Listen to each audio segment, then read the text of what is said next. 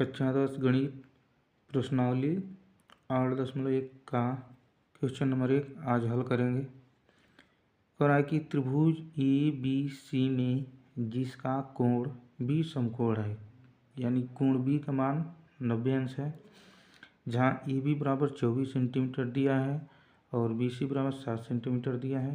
तो कह रहा है कि निम्नलिखित का मान ज्ञात कीजिए।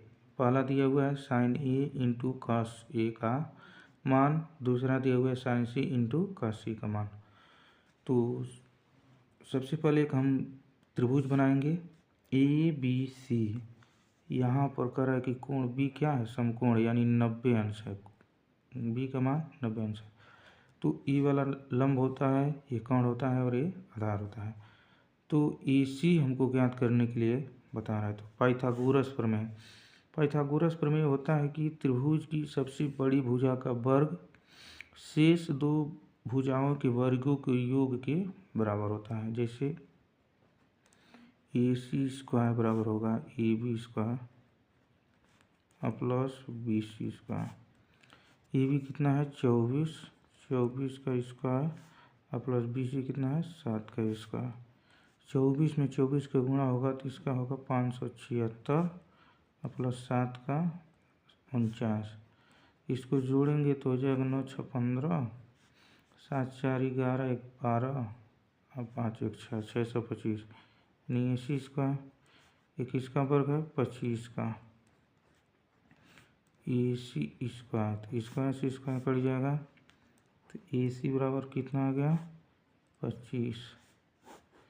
ए सी का मान आ गया 25। और ध्यान से समझिएगा, यहाँ पर कह रहा है कि साइन पहला sign A into cos A. जब साइन ए और इंटू कॉस ए का मान कर रहा है तो ए वाला कोण पूछ रहा है। तो जब ए कोण पूछ रहा है तो इसके ठीक सामने वाला लंब हो जाएगा, ए लंब हो जाएगा। और कोण कभी बदलता नहीं है, आधार और लंब यही बदलते हैं। तो इसके ठीक सामने वाला लंब हो जाएगा और ये आधार हो जाएगा। तो यहाँ पर हो जाएगा साइन ए का मान होता है लंब बट्टा कोण, लंब बट्टा कोण इंटू कॉस से बराबर होता है आधार बट्टा कोण, आधार बट्टा कोण। तो लंब ये हुआ यानी 7 और कोण कितना हुआ 25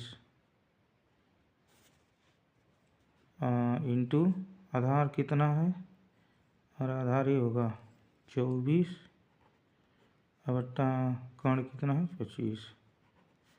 ये हो जाएगा आंसर। दूसरा करा है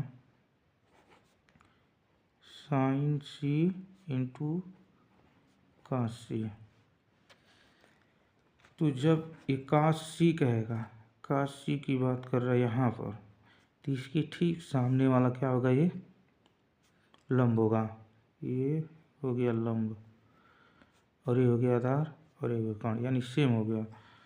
तो साइन सी का मान क्या हुआ लंब बट्टा कोण, यानी लंब बट्टा कोण, यानी 24 बट्टा 25 इंटू कॉस थीटा बराबर आधार बट्टा कोण, आधार बट्टा कोण 7 बट्टा 25 आंसर होगा।